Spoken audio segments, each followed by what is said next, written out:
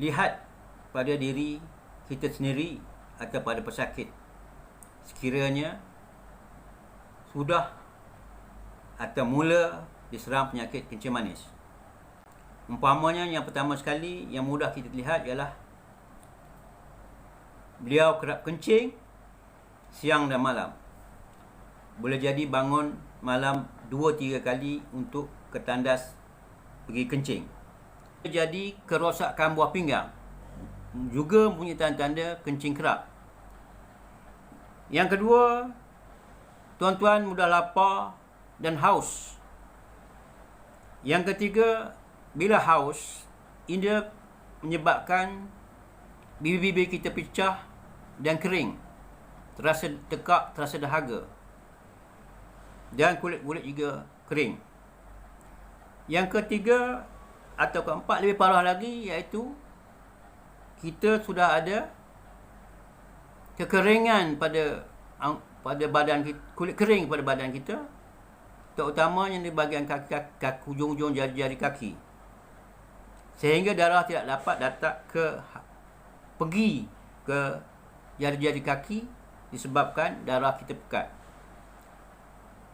Apabila darah kita pekat, darah tidak sampai ke ujung-ujung, ke saluran-saluran darah tidak dapat pergi ke saluran-saluran darah di ujung-ujung jari kaki kita, menyebabkan kaki-kaki kita menjadi hitam dan boleh jadi ia rosak kerana tidak ada darah yang baik, darah yang bagus, darah yang berkualiti pergi kepada jari-jari kaki kita. Ini menyebabkan jari-jari kaki kita boleh jadi hitam kerana darah kurang di sekitar kawasan tersebut. Ia diburukkan lagi jika terdapat kecederaan, luka-luka disebabkan kecederaan dan diserang oleh kuman, patogen dari luar, menyebabkan kaki kita menjadi busuk, lama-lama menjadi gangren dan terpaksa dipotong. Dan apabila gula kita dalam darah terlampau banyak, terlampau tinggi, yang menyebabkan darah kita tidak berkualiti, oksigen dalam darah kurang. Jadi sistem pemulihan badan baik pulih sendiri darah untuk membaiki luka-luka tersebut kurang berkesan atau gagal. Inilah sebabnya luka-luka gangren susah baik. Yang kelima, pesakit-pesakit kencing manis akan mudah kehilangan berat badan, mengurus, kerana makanan tidak dapat diserap dengan sempurna ke dalam badan kita kerana banyak keluar zat-zat makanan melalui kencing yang kerap. Dan juga kerosakan saraf menyebabkan badan-badan kita kebas-kebas, dan menyebabkan mata kita rosak, rabun, dan juga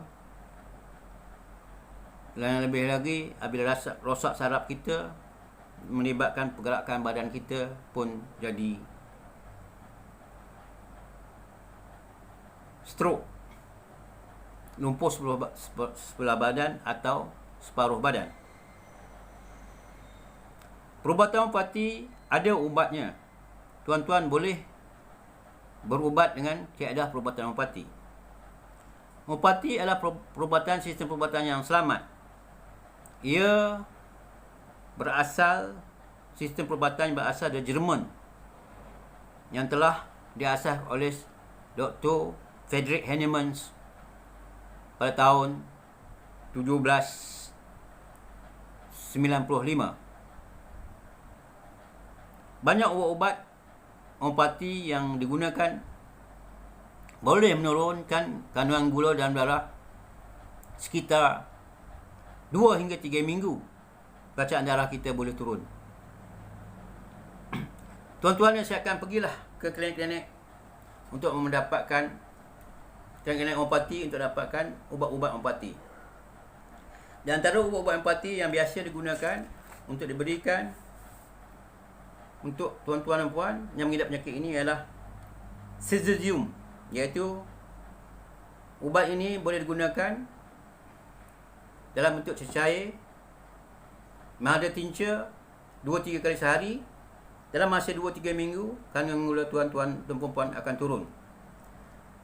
Juga tuan boleh juga ataupun tuan diberi ubat uranium nitricum. Ia lebih berbentuk jika urin tuan-tuan dan puan berbau hanyir seperti ikan. Dan juga tuan bermasalah dengan ada penyakit gastrik. Juga tuan-tuan juga boleh mengambil phosphoric acid. Phosphoric acid ini dia berikan pada pesakit-pesakit kencing manis yang kerap kencing, kencing manis yang mudah letih dan kelusuan tubuh badan, pinggang dan ginjal-ginjalnya sakit, dan juga tuan-tuan mengalami masalah seksual. Juga tuan-tuan boleh mengambil ubat argentum nitricum. Bagi sakit ini, kencingnya keruh dan mengandung gula. Kencingnya seperti warna susu yang telah rosak.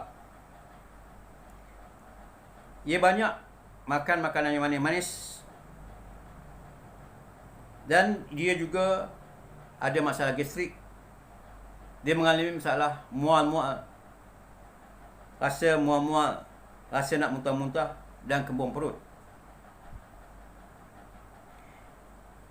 Dan banyak ubat-ubat lain yang boleh diberi kepada pesakit-pesakit kencing manis. Saya tidak ingin mencarakan secara mendalam untuk tuan-tuan mendapatkan ubat-ubat ini, untuk memberi khusus, memberi tuan-tuan hanya perlu mendapatkan rawatan di klinik